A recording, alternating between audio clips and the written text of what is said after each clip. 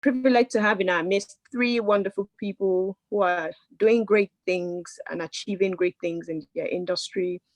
Firstly, would be meeting Miss Eseroghene. Sorry, apologies if I didn't pronounce your name well. I'm so sorry. Ese will be better for me. Odusola-Stevenson. She's a project manager and a builder. I'm correct, am I not? Okay, yes. Nice to meet you, sir, Ese. The next thing we'll be meeting this morning is Miss Adekemi Ibikunle. Miss Adekemi does not just have her name, she has some other extended characters behind her name. MRICS, RQS, MNIQS, and she's a quantity surveyor. Really nice to meet you, Miss Kemi. I'm sure later on you would explain all the other additional parts of your name to us. And then the next person we'll be meeting this morning is Mr. Lekan Taiwo. He also has some additional characters, CCP and PMP, and he's a senior cost consultant. Really nice to meet you, Mr. Taiwo. Nice to be here as well. Okay. Just before we go on, I'll just check. Sorry, Miriam, can you introduce yourself too? So that they know who you are. Thank you. Sorry, apologies. My name is Miriam Ameh. I am a solicitor in England and Wales. Yeah, that's nice to meet me, I guess. But yes, that's all about me for now. To meet everyone here. Yes, so let's go on. Miss Ese, would you please, I would like all our speakers in turns just to tell us about their journey so far. So from undergrad, as brief as you can, please. You know, how did you get here? And just explain to us, you know, your secrets. Share some of your success secrets with us, please. Okay, for me, from undergraduate, did the course building. For me, staying in school, surviving in school was very key for me to have my family. And when I say my family, I mean my school family and my friends, which some of us are here now. No man is an island. We all had our strengths and weaknesses. So being able to tap from their strengths when knowing that I know this course, I did not know this course, going to them, meeting, reading together, having time to relate, because school is not just about school, to discuss about things that are going on in our personal lives and our faith, combining them all together were part of my key sources to go through undergraduate to graduate, and even as in my current position, because I know how many times we've had to reach out to each other that, okay, I'm having this challenge here and there, and they've helped one way or the other, even as we progress to become professionals in our field. Thank you so much, Ms. Sase. Ms. Kemi, firstly, before you give us your success tips, can you please explain the other letters behind your names, behind your name to us, please? Yeah. Okay. Hello, everyone. First of all, let me apologize for this camera quality. I think it's the... Okay, yes. So the letters attached to my name, I think Ose got that from my LinkedIn profile. The first one is MRICS, MRICS, which means I'm a member of the Royal Institution of Chartered Surveyors. So the Royal Institution of Chartered Surveyors is like the world leading professional body for my profession, which is quantity surveying. So by having to get that status, you need to do like write a series of case studies, do some interviews. Anyway, after a long series of assessments, then if you pass, then you are deemed to be a member, and then you are now a chartered quantity surveyor. So, and that is based in the UK. Then the equivalent in Nigeria is the MNIQS. So I'm a member of the Nigerian Institute of Quantity Surveyors.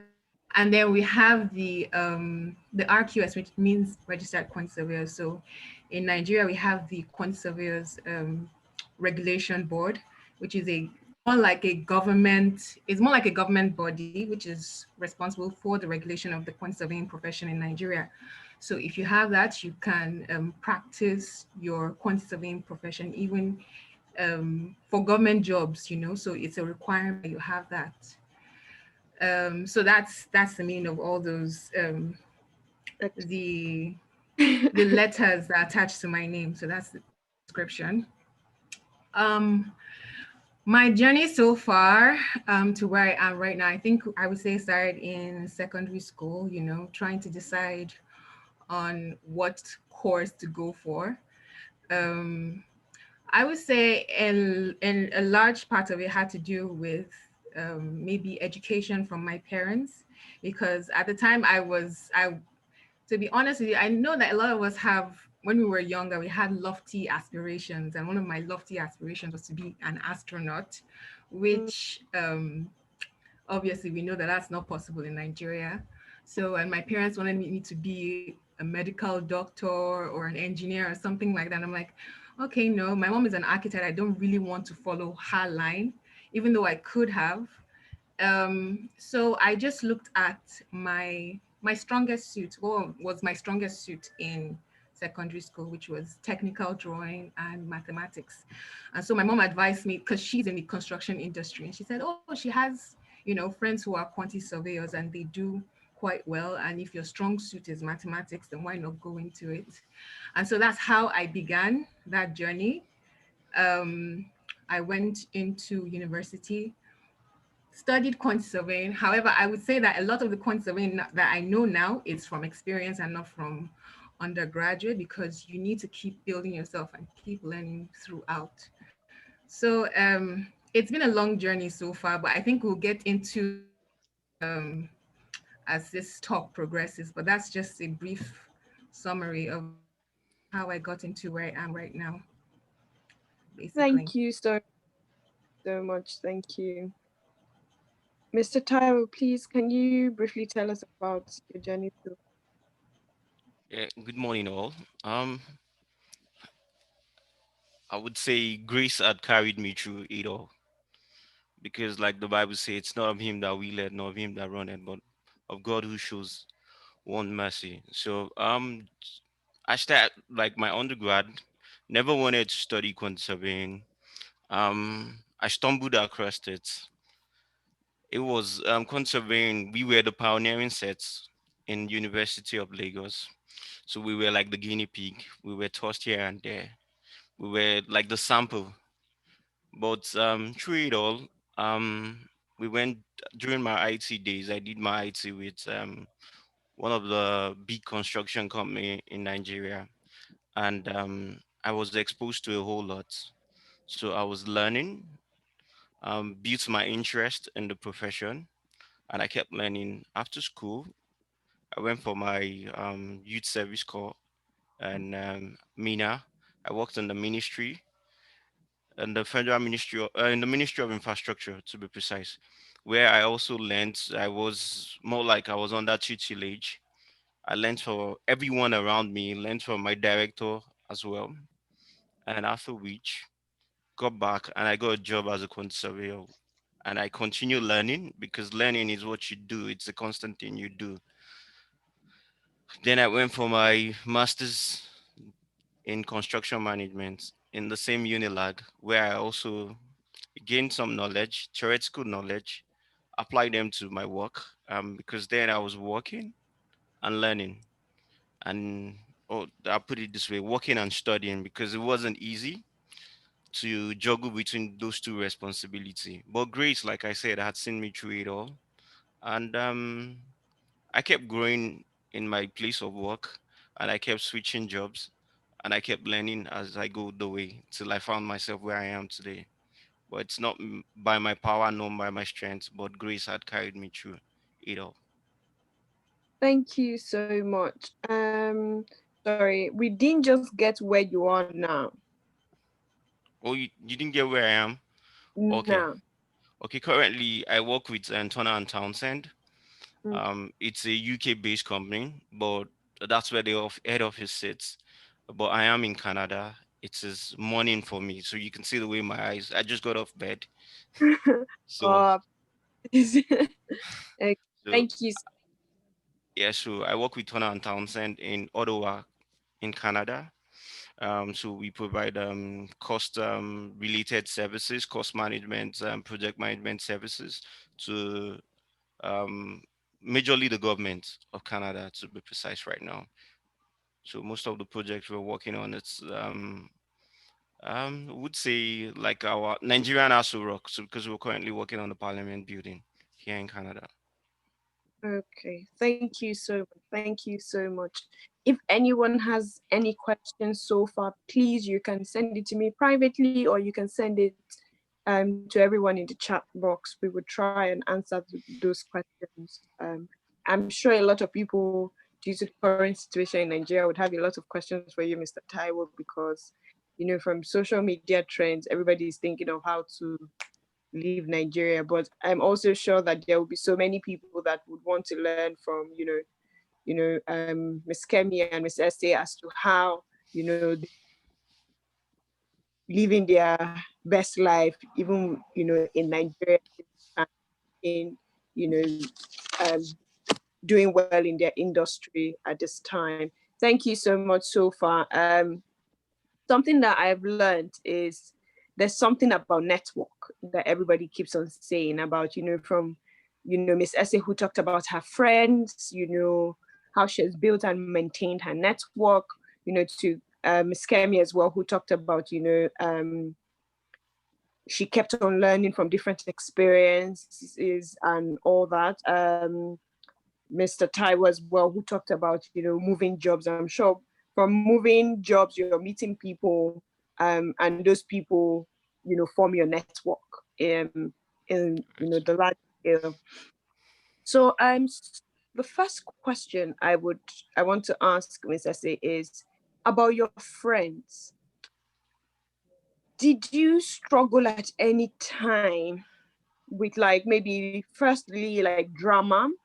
Secondly, how did you select the right friends, or how did you make the right friends, that were like-minded, people that, as you said, have been that support system for you so far through your journey?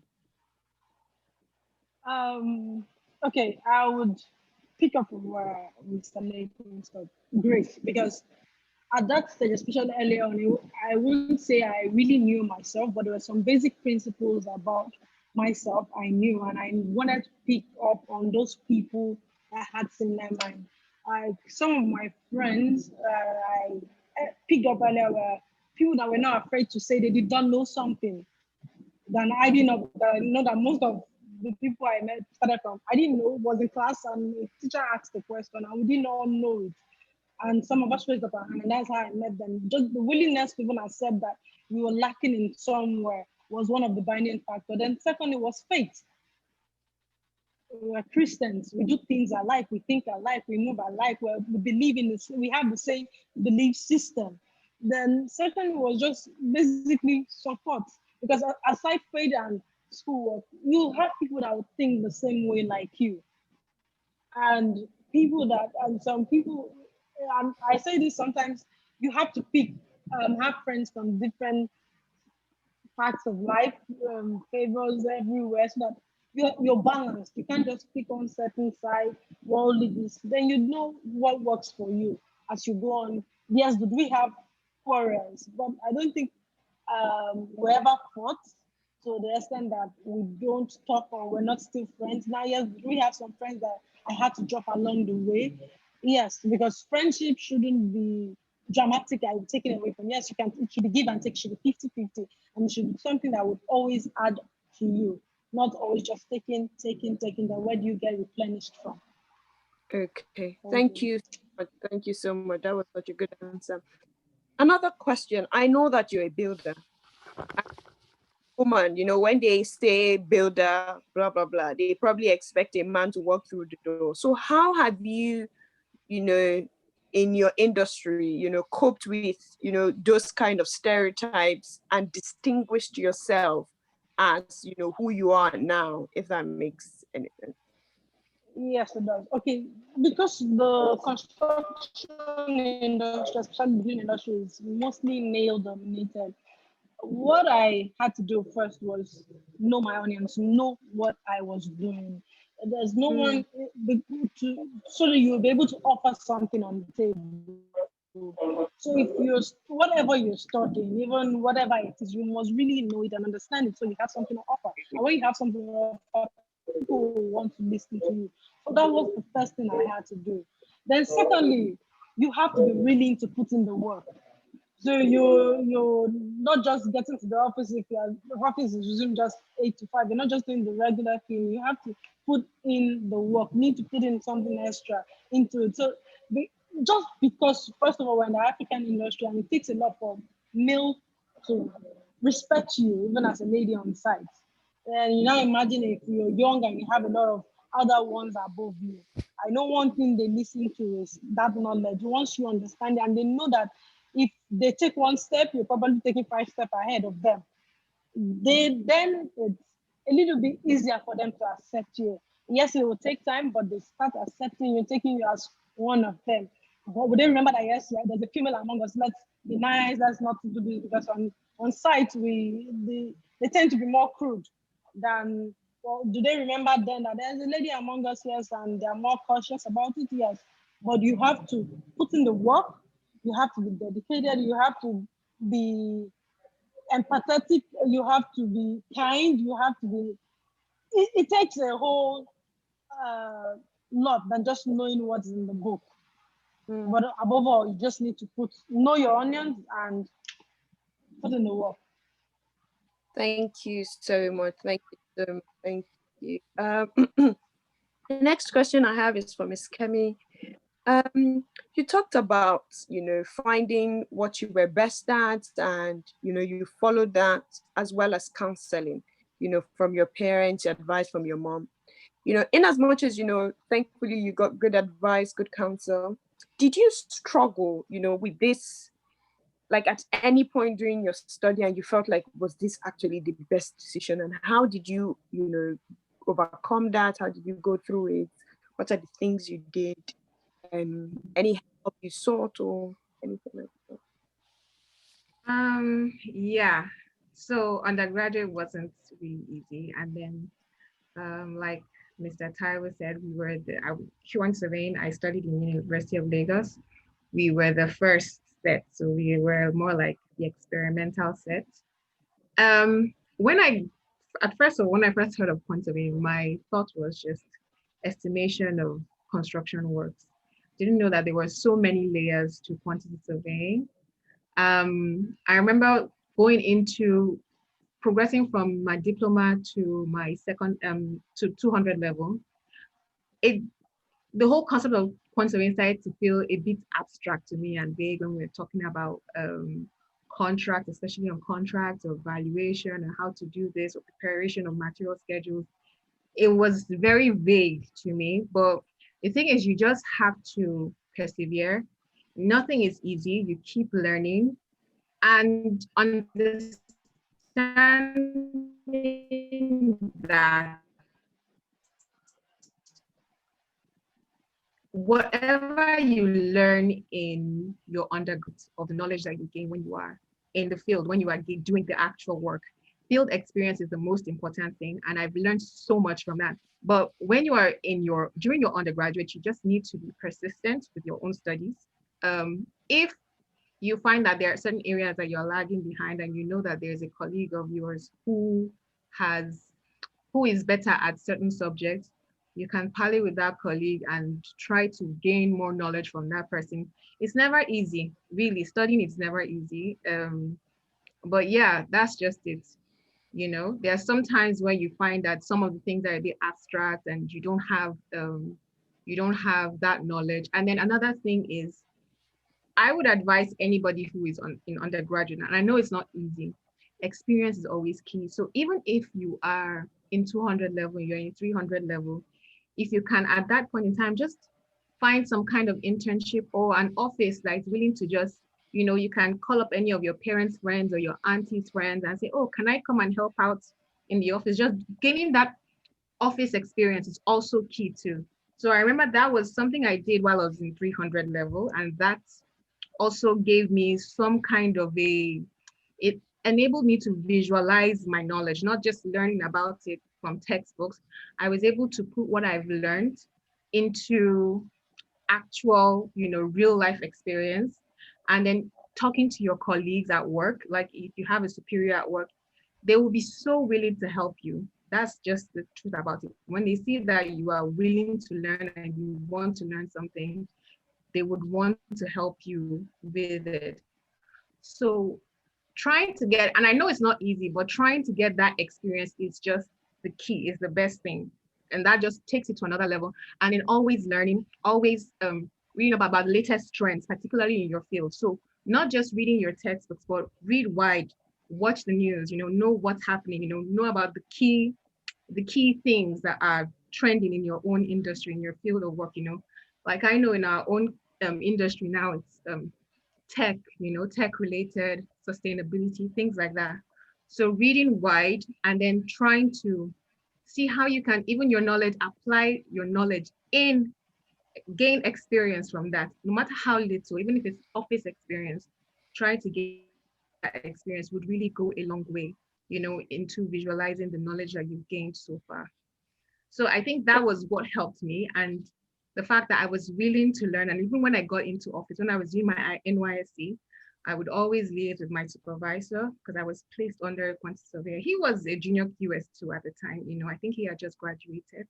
So, and when he saw that I was willing to learn, he would always help me. And then anytime you are given work, don't just feel like, oh, okay, more work again. I know it can be daunting, doing work on something you don't really have that knowledge, but you start, and then if you get to a stumbling block, you ask your supervisor and he'll be happy to put you through.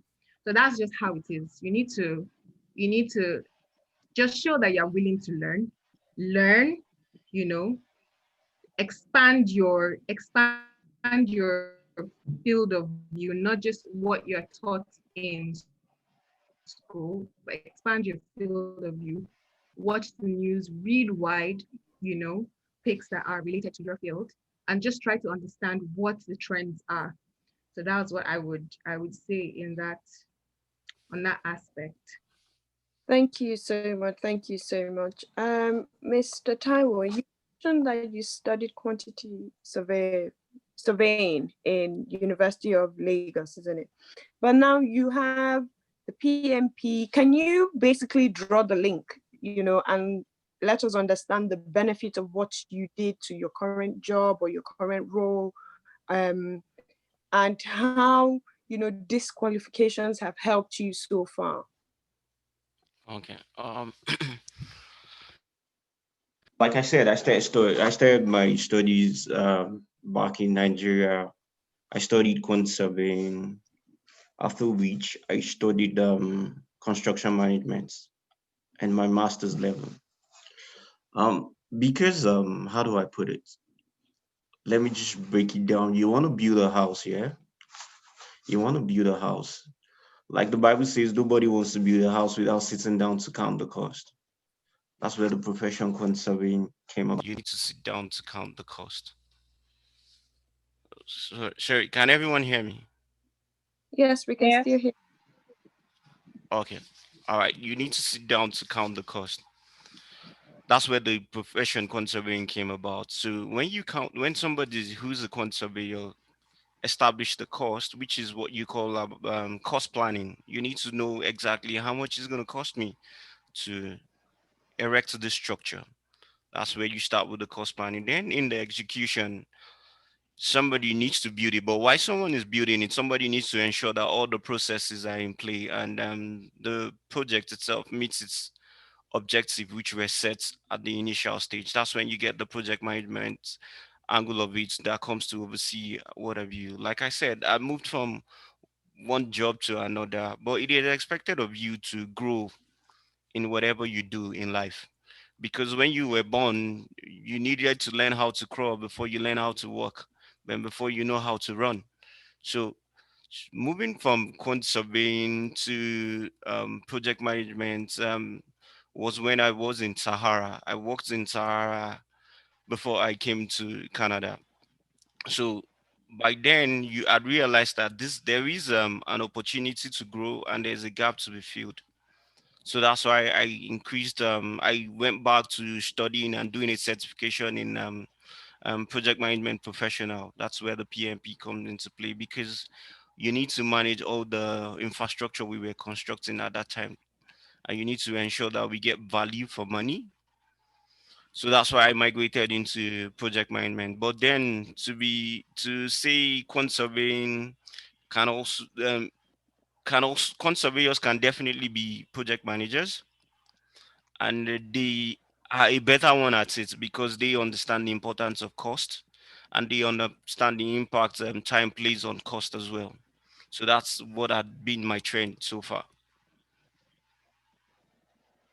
Okay, thank you so much. Thank you so much for explanation. It makes so much sense to be able to, I like the way you explained it, because, you know, I've heard of quantity surveying, but I've never really understood, you know, how it works and what's, you know, how the dots connect together. But sorry, just a second.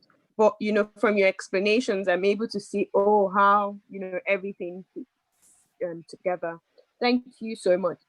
We have some questions that some of the participants have asked, and I would just want, you know, I think we've touched on it a bit, but sometimes everybody is saying a certain thing, but nobody is actually giving A, B, and C, like a step-by-step guide as to how to go about things. So we've said, you know, gain experience. I like the way Miss Kemi said, you know, talk to a friend of a friend or an auntie of an auntie or something like that. Talk to someone within your network. But someone asked about, you know, career opportunities in Nigeria and abroad. Another person asked about internships. So I think they're sort of linked, because the big picture is working in your dream company, but to get there, there are, you know, so many steps to take before you get there. So I just want, you know, everyone to just basically sort of explain what are the things, what are the seeds you sowed or you have sown years ago that you're reaping the fruits now or the benefits now, if that makes sense. So, you know, maybe there was that job that you didn't like, but you did it and you are seeing the benefit now, or there was that, you know, the way Miss Kemi talked about that job that can be a bit tiring, but she did it, you know. So just step by step. And, you know, if you gained any experience or internship in Nigeria, you know, how did you go about it? Before we get to Mr. Taiwo, who is going to tell us how, if we need to escape, how do we escape? I'm just teasing, but yes. Yes. Mr. Ase, would you like to just give us briefly about, you know, your internship? Like, how did you get that internship if you did one? Because I know that in Nigeria, you do NYSC.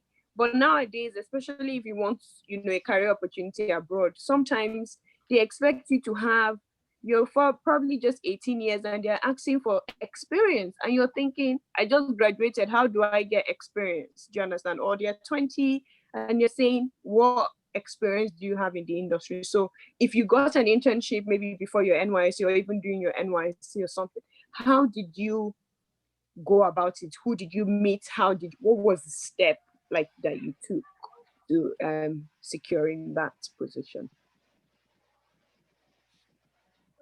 Okay, Kemi rightly said it. I think something that is not being spoken about a lot, or it's not being done a lot in Nigeria, is we were studying a course and we don't actively engage with companies to want to just learn. We need to gain that practical experience. If we don't, then you're not ready. Nobody wants, especially in the Nigeria system, nobody wants to have to employ someone that is fresh out of the oven without no experience or doesn't have an idea of what it's going to put in. So once we're in school, like from year one, once you have an idea of what the course is, you can start going out to look for companies to know, okay, can I do this here? Even if it's for 2 months during the holidays, instead of sitting at home. Because to be honest, most of us actually just, I did for a long while. My father was one of the people who pushed me out of the house. Like, you have to go and learn so that you're better fit and prepared to enter into the industry, and had opportunities to learn in 1 or 2 places. So it was easier, like where I did my not my NYC, where I did my IT, because in uni, like for a 5 years course, it's compulsory that part of the session, the semester is taken for IT. Was a repeat from where I did an internship briefly. I didn't get paid. And so I would also like to encourage them not to focus on what they're going to earn now, especially while they're in school. Because I know that some of them are interested in, okay, what am I going to earn? I'm going to transform myself and all that. But the knowledge you're going to gain, it's especially at this stage, especially if you're willing and open-minded to take as much as you'll be given, you cannot measure it at all. It cannot be measured at all. So we just all need, or they need us all to know that for them to get an experience or ready for work, or when they ask you have experience, because you're going to write that in your CVs. It actually does count that you've worked here, you've done this, even if it's for 2 months, 3 months, 4 months, it counts and it matters. I've had the opportunity to also sit down on interviews, and some things that happen is in the school system, it's practical. And while we're in the interview, we want you to even explain, but because you cannot marry what has been taught in the class to what is on the field, it quickly takes you off the table. It's almost like, okay, no, even if you're calling this person, is the person willing to learn? Is the person even ready once you don't have an idea? Because the time effort into putting into training someone sometimes can be so draining. So that people want someone that's a bit ready, has the practical knowledge, even if it's just for a while, has the theoretical knowledge. It's easier to build up that person than nothing at all. Thank you so much. Thank you so much. That was such. Ms. Kemi, I'd like you to focus on, I know, like, how did you secure it? Did you write a letter? Did you walk into the office? Did you call someone? What did you do? Like, so that, there might be people here thinking, yes, I want to gain industry experience, but I don't even know how to go about it. Do I dress corporate? Do I wear ripped jeans and a nice t-shirt and walk into, a professional setting and like, yeah, what did you do? How did you position yourself, to come across as that person that company wanted, maybe at an interview, if you had one, like, how did you just go about it? Okay, I'm just going to be honest now. My NYSC, I called one of my mom's friends and I said, I'm going to do NYSC, I need a job. And I know that he was in my field, so I know that I'm not in the same category as most people, but at least I'd already had my experience from my IT. And so they already knew me within that circle. And they knew that while I was doing my IT, even though I wasn't paid much, and I also want to, take on from what Ese has said, you shouldn't focus at that level. If you are doing your IT, do not even, if you are getting an internship, happy, because even internships are very hard to come about. The experience is very invaluable, So because I had already demonstrated my ability, am I willing to want to learn and to work, and not that if they, give me a job, I won't just, making faces of grumbling, oh, how much are they paying me after all? My NYSC, I was paid 5,000 naira per month. So it wasn't, and even then at that time I was young, to be honest, and I didn't really see the bigger picture, but that at least whatever task I was given, I put my all in it.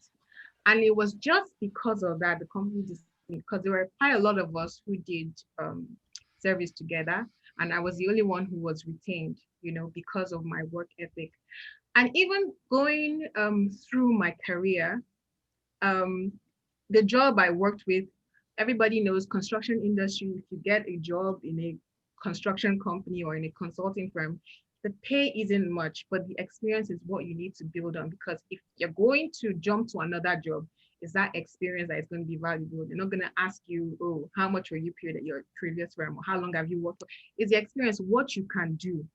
And for those of you who, I don't know if you've gone on IT now, even if you don't have anything doing, when you're doing your summer schools, there's YouTube now. In my time, I don't think YouTube was that popular. You can learn so much from YouTube.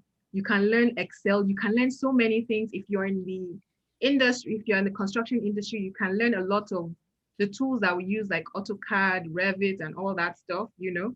So it's very important. So many things. There are new softwares now. There's Power BI, you know, for financial modeling and things like that.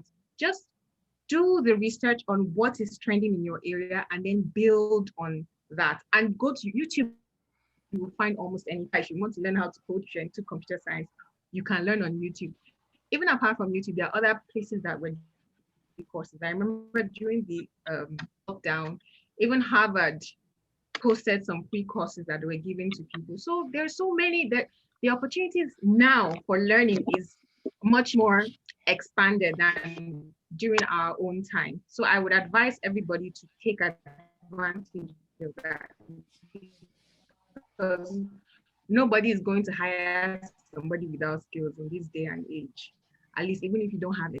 So during my, while I've been, another thing you need to do also, very important, leverage on your network. No matter how small, leverage on your network. Always leave a good impression, whoever you're working for, wherever you're working, you know, IT for IT, where you're doing your NYC, always leverage your network, maintain those contacts. And so, and I will give an example of this project I was working on that was one of the most time-consuming, most stressful projects, you know, but it was a big project. A lot of people on that project. And because I was very dedicated, so they asked me to collaborate on one of their other projects, which was outside the country, you know. And ever since, I've maintained a relationship with them because they know my value, they know my worth. So it's always important to always invest in yourself, build your capability any way you can, take courses, learn, leverage on your networks. And also your attitude to work also counts. So make sure you always have a good attitude to work. Thank you so much. Thank you so much. That was Yeah. a well-rounded, answer. Thank you for all the, the details that you went into. Okay, so Mr. Taiwo, now I'm sure a lot of people have been waiting for me to ask you this question. How did you migrate? How did you, how your experience in Nigeria, how did it count? Because from what Ms. Kemi said and what Ms. Ese also said, she said, all those experience, or they said all those experience count. Your attitude, whether they're paying you 1,000, whether they're just giving you a like transport fare or whatever it may be, they count. So how did your experience in Nigeria help you to secure the job you have now in Canada, or help you to where you are now? Is it really worth it? If I'm actually thinking of, I don't really see myself in Nigeria, why should I actually bother? What would you say? How beneficial would it be now for me to gain experience? I'm not actually I don't see myself in Nigeria, so I don't really think it's necessary. What would you tell this kind of person that, sees themselves abroad, or their family abroad or something? Yeah, just like Essie and Kemia said, there's always a growing process. That's where you need to sow. You need to keep sowing, and that sowing comes with your experience. Like she said, they were paying out so little, but she was taking on the jobs. She was doing the job. And the thing is this: if you take up a job today, or you take up a task that is so difficult to do, you get to a stumbling block. You ask for help, and you go across the block. you've gained that experience. Tomorrow, if that thing presents itself, you know how to tackle it, you know how to address it, and that's how you improve. I'll just run back through my days. I remember during my IT days, I was paid 5,600 because when she mentioned it, that I smiled, and it cost me 2,500 per week to get to the site. So invariably, I was running at a loss in terms of money. But then I wanted to be there. I wanted to learn. I wanted to see how things were done, which are part of the things that sometimes I go to some places and I want to speak to it. I recall those experiences because those were my foundation days, learning and seeing what I've studied in school, bringing them to reality so I could speak to it because I saw it. I was always going there. I was always asking questions. I was willing to learn. The lady was teaching me. When she wasn't speaking to me, I go to the site coordinator. I ask him, what is this? Why is this? What is this? The man says you ask too many questions. I say, okay, I'll show you. No vex, but that's what I came here to do. If I know, they would have probably hired me, like, be your guy, but I don't know, I'm your boy. So the man will always laugh.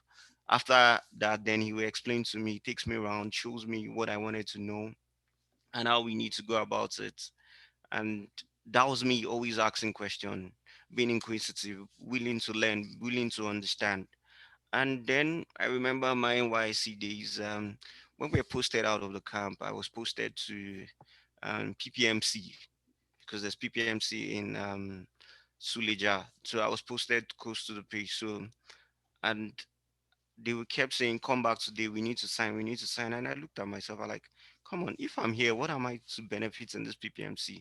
Because the guy said, they'll pay you so well. And I like, sorry. I said, can I see your DM? I met the man.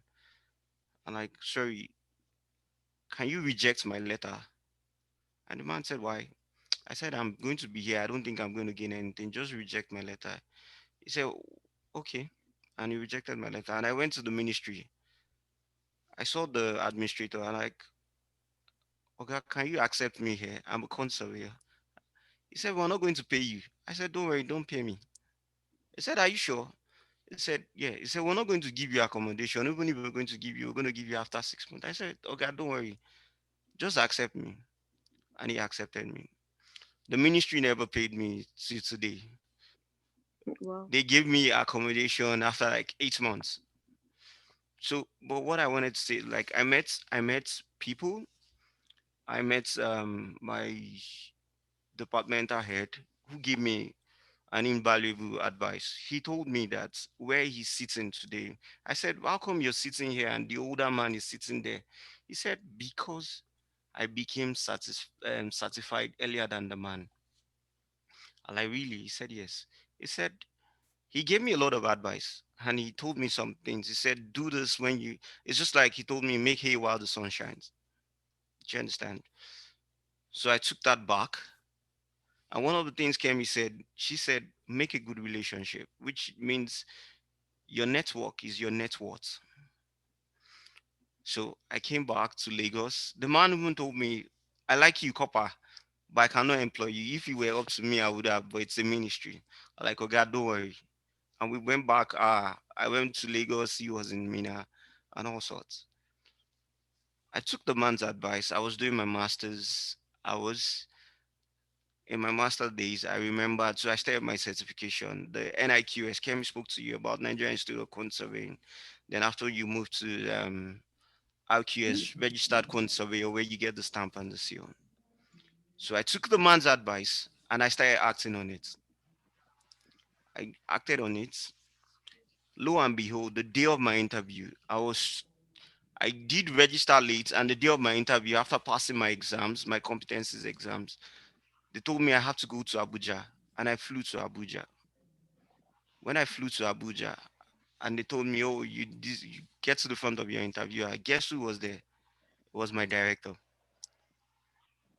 So imagine going back to what Kemi said. If I had a bad relationship with him, this profession speaks about ethics. So first and first, on my ethics, I am zero because my ethical behavior wasn't right.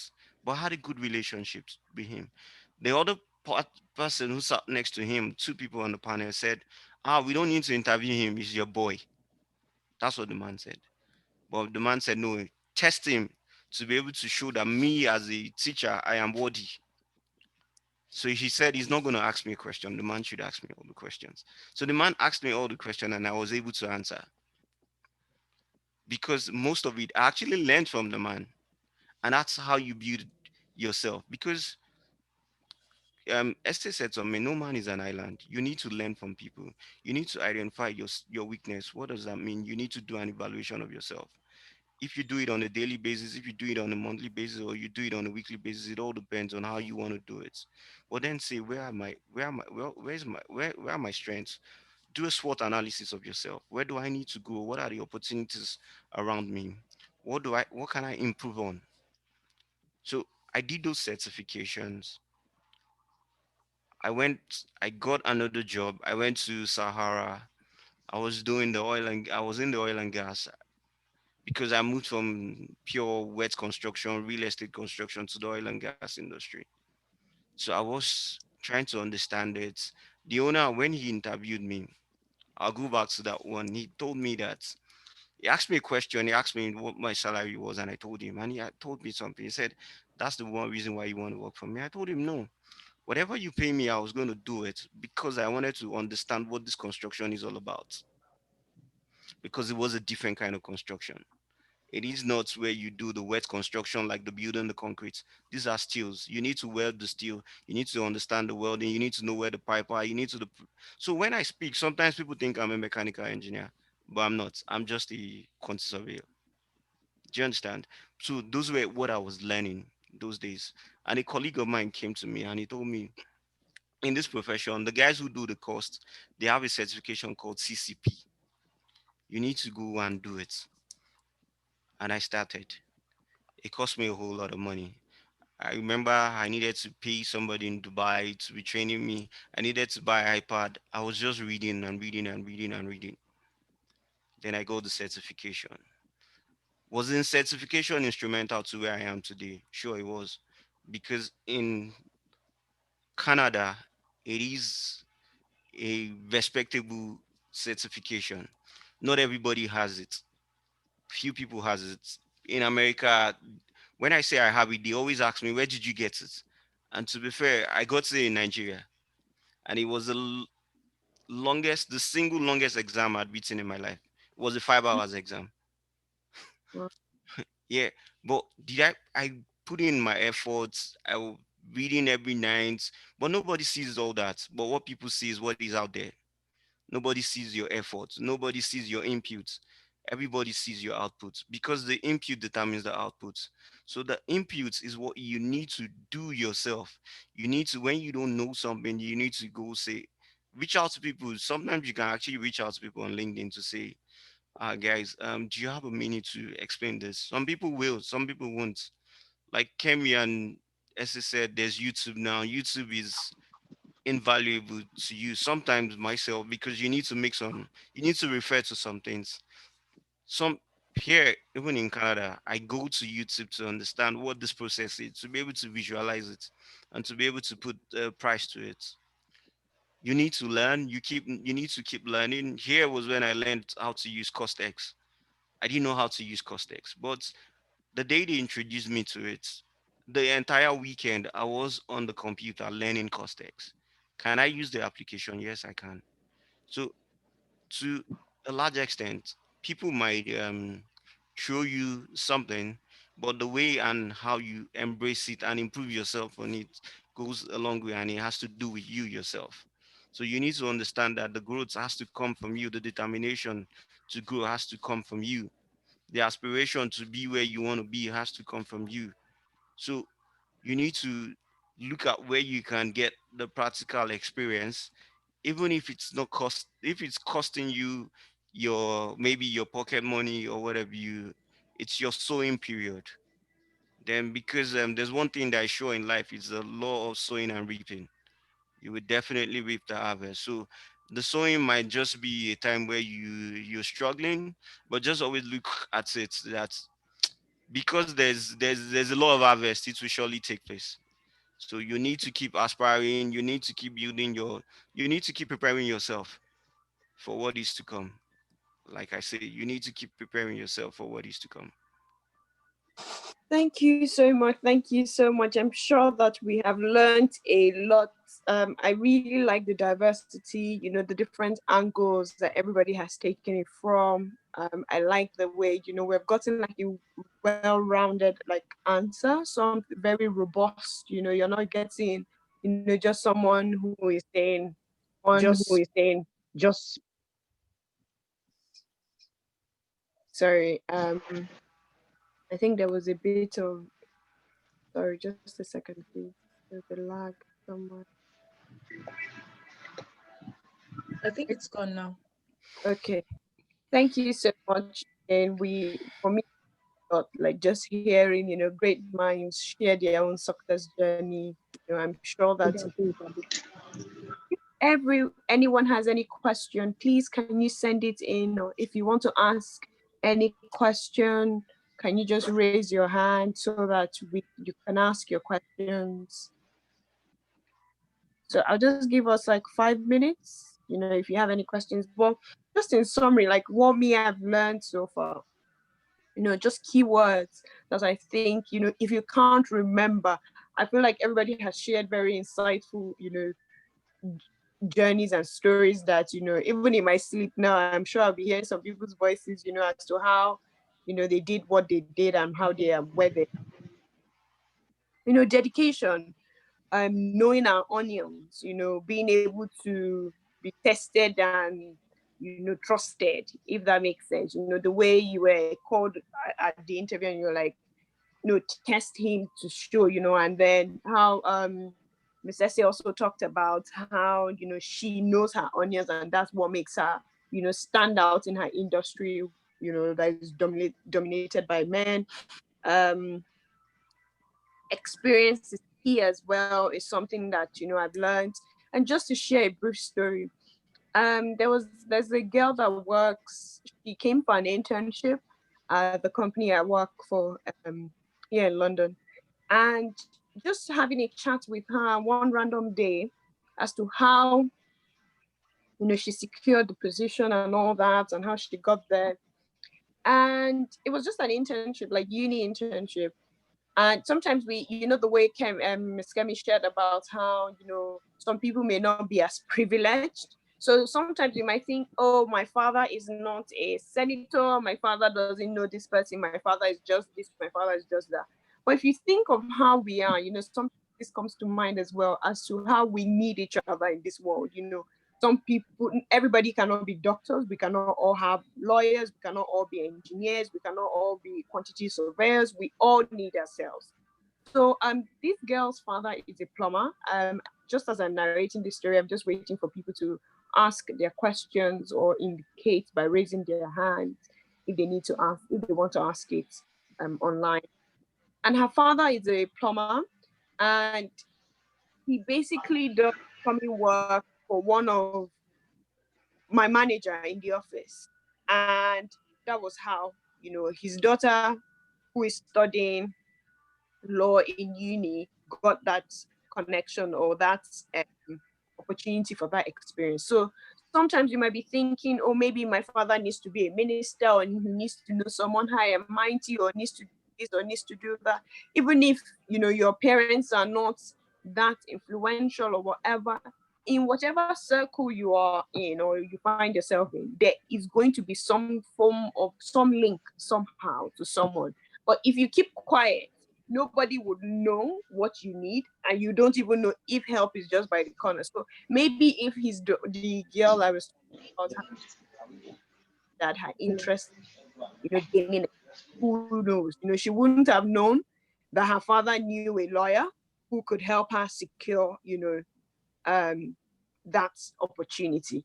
So I don't want us to firstly look down on our own circle or our own network and think, oh, I need to be high there, or be a politician's child, or be connected, or blah blah blah, or know someone that wherever you are, there is a link somewhere. You just need to signify your interest.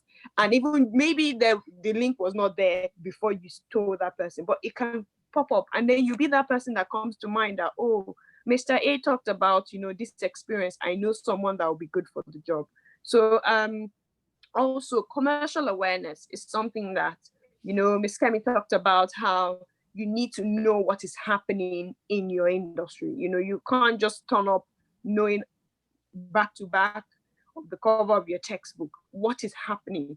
How can you apply your knowledge to what is happening? I know that in the UK, for example, when you turn up at interviews, they want to know how, like, what do you know that is happening now that would affect our company or will be beneficial, whether, adversely or, positively, what do you know that is going on? And that's something that I really, tech, for example, as we all mentioned about, tech softwares, and we can utilize, all the resources on YouTube, for example, Google, I was looking at learning something about a new area recently, and I just thought to myself, let me just even do a Google search, and the answer for free was available.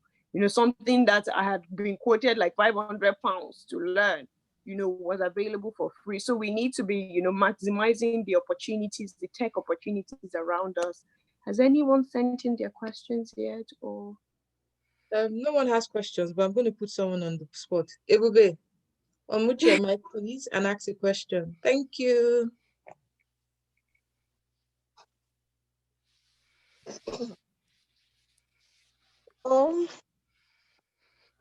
Okay. Concerning the internship and having good relationship with your people, how do you keep a good relationship with maybe in a male-dominated environment and they're just trying to take advantage of you? I'm in the engineering field, so and they don't really give you the time of the day, or they don't carry you along as much as the male counterpart.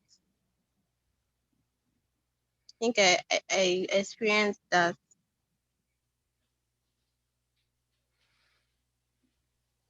Thank you. It would be a very good question. Who wants to?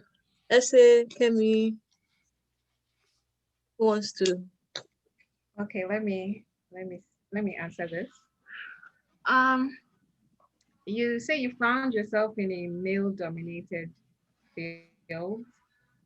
I think sometimes you just have to insert yourself, and you will not wait for anybody to call you. Because I'm sorry to say this, sometimes the impression they have of ladies in this field sometimes is that women are lazy or they're not interested in this job. So you just have to show that commitment. You have to say, oh, excuse me, sir, where are we going today? Are we going to so and so project? I would like to come along with you. I would like to learn so and so. Sometimes that's just what you have to do. You have to insert, and I remember doing that a couple of times where I would just be in the office, they are going to site, and I'm like, why is nobody carrying me along? And then I just indicated interest that next time you're going to site, please excuse me, sir, I would like to come along with you. And then, I went along with that. But then you also mentioned that I don't know if I got this right, that they may be trying to take advantage of you. Like, in what sense? Is it maybe they're dumping too much work on you, or is it taking advantage of you, maybe sexual harassment? Or obviously, if it's sexual harassment, then you need to find how you would excuse yourself from that situation, because that is not something to be taken lightly. But anything else, you need to just insert yourself into the equation. That's the only way people will take you seriously. And when they see that, okay, you want to learn, or you ask them, would you like me to help you do so and so, they see that you're willing to learn, and then they will take you seriously. In fact, anything else that will be put aside, they will take you seriously from then on. But if it's anything that is more troubling than that, then you need to excuse yourself from that situation. That's what I would say. Thank you so much. Probably Ese, do you want to share? Because you guys are females, you experience it. Okay, Kemi literally just said it. But if it's sexual, more of social media, the engineer trying to ask you out, I'll just, as you said, excuse yourself, but don't be rude about it.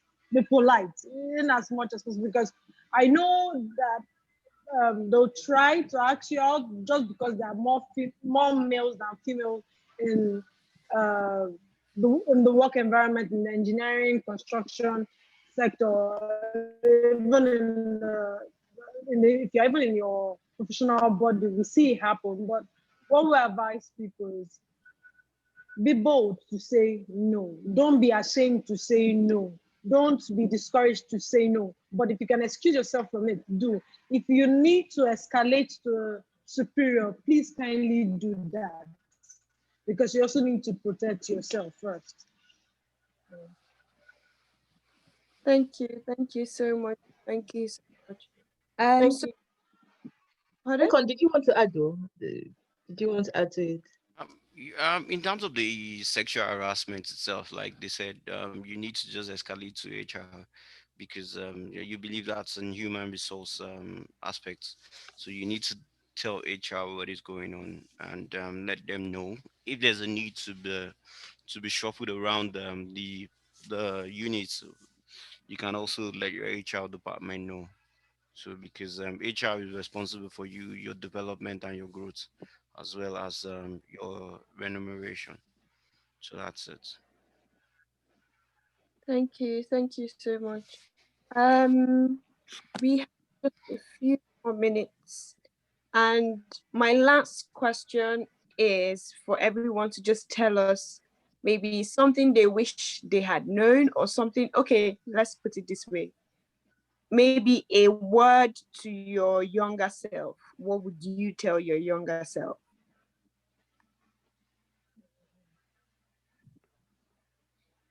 Work-wise, uni-wise, if you could see that, Kemi of first year, essay of third year,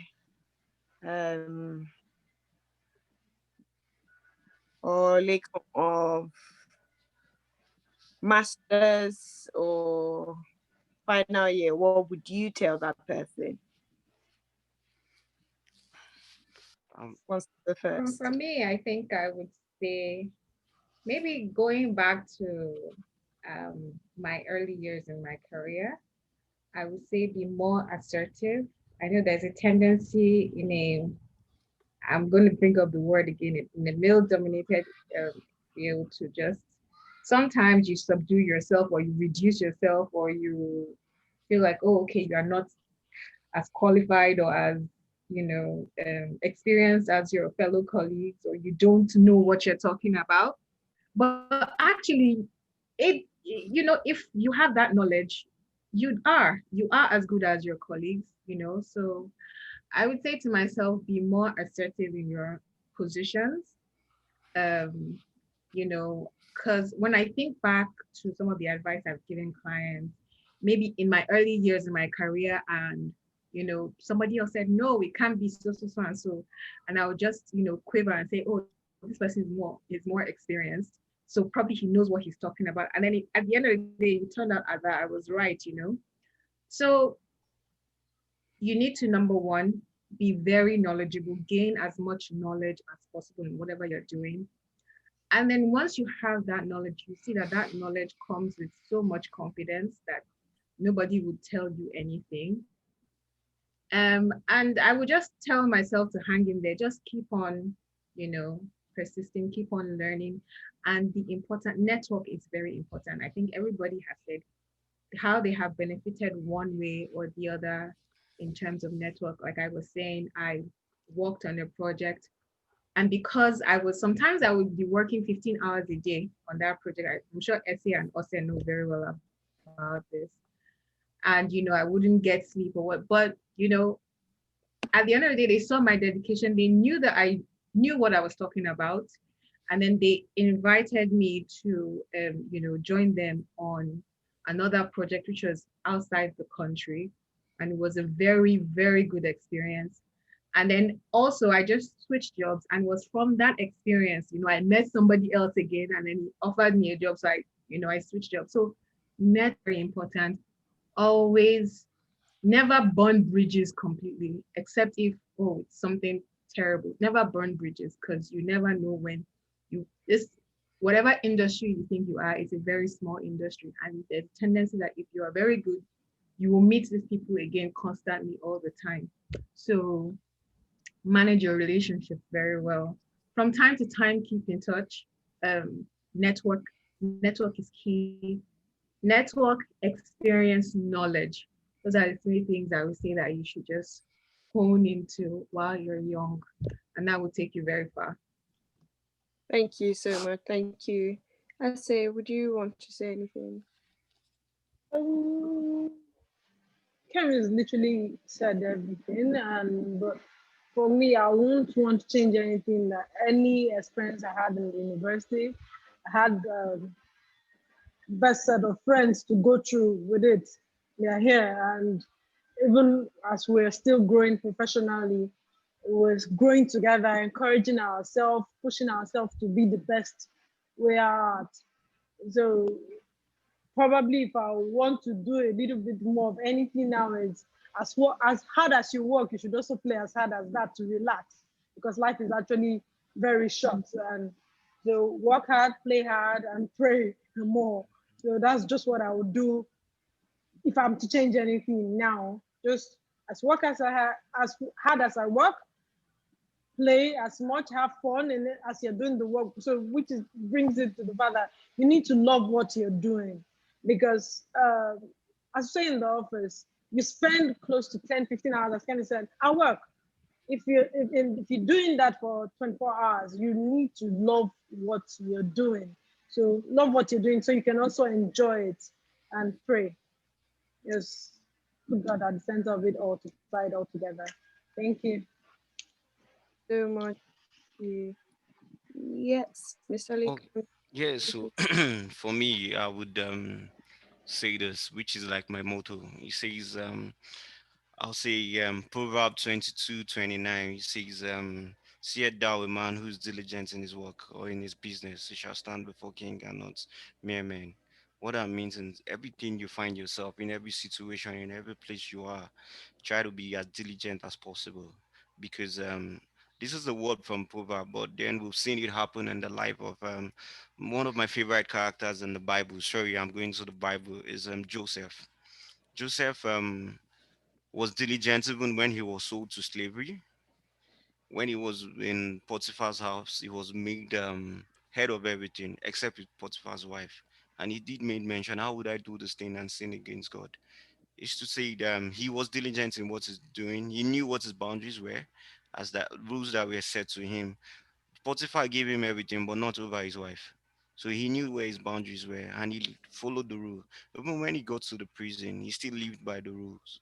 He was diligent. So because of his diligence, God exonerated him and God took him to through a route that led him to the top. No one will ever thought there's a route like that leads you to the top. All we think was like you need to be close to the governors, you need to be close to the president for you to get to the top. But there is also another route, which that route is a part where you be diligent in what you do. Thank So I you. Sorry. no go ahead, go ahead. No, no, no, no. I was just saying thank you. Thank Yeah, you. because that diligence comes into play. Whatever you do, like I always ask myself, you always need to be diligent and put your best at it because you need to have a sense of ownership. You just don't say it is work, you say it is my work, it is my own part of it, and it is my responsibility. I need to see it through. I need to see it through to the best of my ability. And that's where diligence comes into play. And those are the things that would distinguish you. And they always speak for you because they speak for you when you're not there. Like I always say to people, you do a document or you're working on something, you do in a hurry and you submit it. When somebody picks it up to read, he doesn't read it because he or she's reading. It doesn't show that you did it in the middle of the night, that there was no light there. It doesn't show that you were doing something, you were cooking and you were doing it. It doesn't show it. What speaks is the work. So that's why you need to, when you're doing it, you need to dedicate it. You need to ensure that your work speaks for you and they come out with excellence. So we don't. One thing I will encourage every one of us is to say, don't always settle for less, because greater is He that is in you than he that is in the world. And the Bible says you can do all things through Christ that strengthens me. Sorry, I'm just. These are the things I speak to myself. So don't be angry. I'm coming with the Bible side. So Not at all. Thank you so much. Thank you so much for all the wise words and sharing your experience and your journey with us. We're really grateful. Dr. Ose, would you want to take I on? just wanted to tell them thank you guys. So we've been friends for, is it 18 years, if I'm right? Yeah. So we've been friends for 18 years, and there are few people I have kept in my life, and they are part of them. So we're like friends on sisters. So Lekan is actually married to one of my friends as well, and Lekan is also my friend. We all study quantity surveying together. So the importance of having network, and I think you need friends that will tell you the truth, and friends that would also be there with you when you are going through a lot. So there's nothing probably I would go through that my friends will not know. You understand what I'm saying? So probably the times I probably wanted to say, you know what, this QS is not for me. Like, I'll go and do music or something. Yeah. I had people like click on that will say, you'll be going to church for video morning to night and stuff like that. Like, babe, you need to settle down, like, or whatever, those kind of things. Like, it was all banter and everything. But at the same time, like, when we're having like maybe courses we're trying to get sorted out, you understand, we had this like strong bond where it was a case of everybody has to go together, you understand, like we're not leaving anyone behind, you get. So we're always maybe, okay, when you're going to class, ensure that we keep seats for ourselves. When we're preparing for class, this person has this note, or if at least if you know you're going to miss, if you're missing a lecture, you know that at least there's Lekan, there's Kemi, or because I think there are two chemis, yeah. Or there's essay, there's like you know someone Sha has your back, and there's Ifan as well. So we've been friends for, so I felt it was important to like bring them and everything, because I'm just happy that at least everybody's doing well and stuff. So guys, yeah, the real G's. Thank you so much for I just called them like, and they came. Like, is I think it's probably because of how close we are that they call 7 o'clock. He would say he's going to wake up to make it. So I'm really happy that you guys came. So thank you guys so much. Like even myself, I learned a lot. Like, so you see why my brain is hot, because I have hot friends. Their brains are hot as well. Thank you so much, Miriam. Thank you so much, Miriam. Guys, thank you so much. And I see you, Uncle Samson. Thank you. Thank you. Thank you, guys. Some people couldn't join because of I think network. So people watch the replay, and probably if anybody has any questions, they can always reach me. So guys, we'll do this again another time. Thank you guys. So Miriam, I've left back over to you to just end. Thank you. Thank you, Miriam. Yay star. Thank you so much. Thank you. It was such a privilege to, sit virtually at a table with all the great. Thank you. It was really nice meeting you. I'm so happy that participants as well. And I'm sure that, we trust that with all these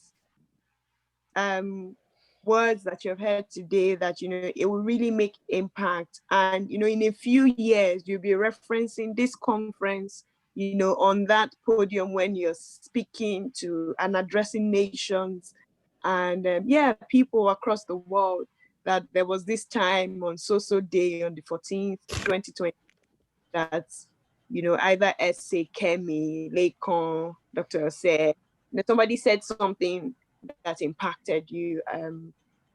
Such a privilege. Please, build on this. Let it not just lie, follow like in your heart. Definitely go out there and network with people. Build your network. Thank you so much, everyone. I think we have come to the end of today's session. an awesome time. I've learned a lot. My notes is full. I'm even looking for which bubble to draw, to put in more words. Thank you so much for, taking time out of your busy schedule to talk to us today. Thank you very much, everyone.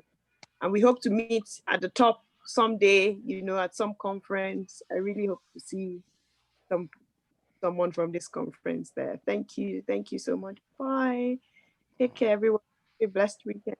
Thanks for having us. Yes, thank you for having me. All right, guys. Bye. Thank you. Thank you. Bye. Would you say what a Bye. prayer? Oh, go. Sorry.